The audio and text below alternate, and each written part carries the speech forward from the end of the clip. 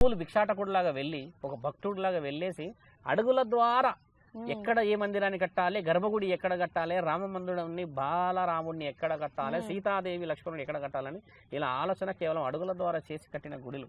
అంటే ఆ కారణ జన్ముడికి పరమాత్ముడు ఆజ్ఞ లేనిది ఊహగానంగా కట్టుకున్న గుడి అది కాదు కదమ్మా. ఒక కారణ జన్ముడు అంత వ్యూహం వేస్తే ఈరోజు 2000 సంవత్సరాల సరిపోయే చరిత్రకు శ్రీకారం చుట్టాడు ఆయన.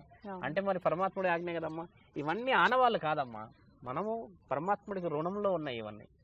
అది తెలుసుకోవాల్సిన అవసరం కూడా ఉంది. ఇప్పుడు మేము ఇక్కడ 16వ తారీఖు నుంచి 22వ తారీఖు అని ముంగడ హనుమాన్ మందిర్లో రాముడి గురించి అని చెప్తూ వస్తున్నారు వాళ్ళు. అందరూ వేద పండితులు చెన్నై నుంచి వస్తున్నారంట.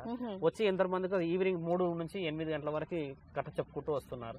అంటే ఈయన కథ చెప్పాల్సిన అవసరం ఏముంది? ఆ రాముడి గురించి ఏం చెప్తారు కొత్తగా? అందరు తెలిసే కథే కదా. కానీ చూడమ్మా, భగవంతుడి గురించి ఎలా ఎలా గొప్ప కార్యక్రమాలు జరుగుతూ ఉంటాయో మనం భక్తులకి దగ్గరగా తీసుకెళ్తూ ఉంటేనే వాళ్ళు అప్డేట్